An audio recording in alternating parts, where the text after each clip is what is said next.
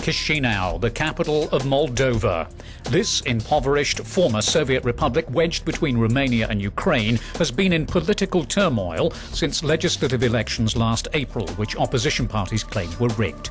The ruling Communist Party ignored their complaints but will have to hold fresh elections later this summer after failing to gain the necessary majority in parliament for their preferred candidate for the presidency. International observers are split over whether the election was fair, but thousands of mainly young Moldovans took to the streets in April in the belief that it was rigged, with the names of hundreds of thousands of dead people still on the electoral rolls. An initially peaceful demonstration organised by NGO activists to protest about how the election was conducted later turned violent and hundreds were arrested. Moldovan journalist and civil rights activist Natalia Morari was one of the main organisers of the peaceful protests. Morari, who was previously banned from Russia for her critical reporting on alleged corruption there, has now been charged by the Moldovan authorities with inciting mass disorder. Natalia, first of all, thank you for sparing the time to talk to Euronews. The Communist Party of Moldova didn't get the necessary majority in parliament for its presidential nominee. Do you think that was a victory for the protest movement that you and the other activists started? I don't think that it's the success of all this protest movement, it's the success of the whole country. I think that this thing, that the opposition didn't vote for a candidate from communist, is a big test which our country should pass, and it passed quite well. Can you explain in more detail why many young Moldovans are so critical of the communists and their government?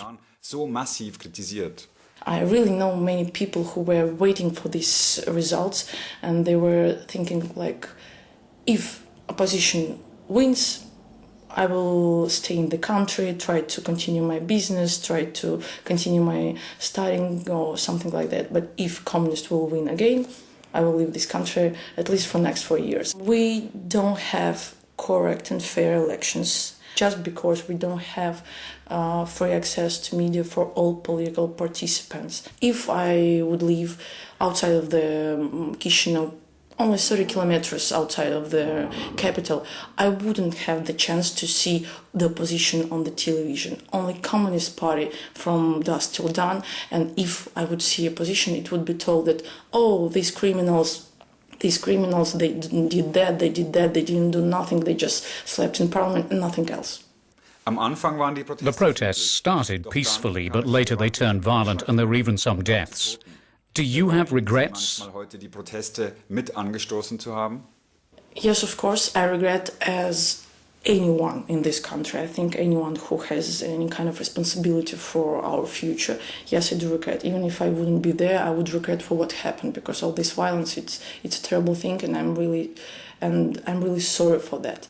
Moldova is largely unknown to Europeans. It's often depicted as Europe's poorest country. How bad is the situation for young people in the country? All young people, they want to leave this country, and this is the poorest thing. Yes, we have some businesses, yes, we have some things, we have different things, but there are lots of buts. If you try to make business and your business starts being profitable and quite interesting, just don't believe in your bright future. Someday, tomorrow, day after tomorrow, someone will come to your place and tell you, guy, if you want to have your business, you give us a part of it, or you give us money monthly, or you give us all your whole business if you don't want to sit in prison. And actually, this someone is usually related to the big family which stays in power. You left Moldova too in 2002. Why? My story is a very usual one for any young girl living here in Moldova. With communists in power, I really didn't believe that I can get something here, any achievements. Between 2002 and 2007, you lived and worked in Russia, but that ended abruptly in 2007. What happened? Once I was returning from one of my business trips, And I was arrested in the airport, and I was just told, "We are sorry, you don't have the right to live in Russia anymore and even to enter Russia anymore." And they didn't explain anything. They just presented as, "We are people from some services." They didn't tell from which services, and we have a paper from Central Department of FSB. Morari had written articles on corruption and money laundering, including allegations against top officials of the FSB, the main Russian domestic security service, the successor to the KGB. Moldova is bilingual. Almost everyone speaks Romanian and Russian, and the country has strong cultural and linguistic ties with Romania, which was evident during the protests, with some demanding reunification with Romania. So what's the future for Moldova, which has recently sought closer ties with the EU and is a target for Brussels' European Partnership Programme designed to promote democracy?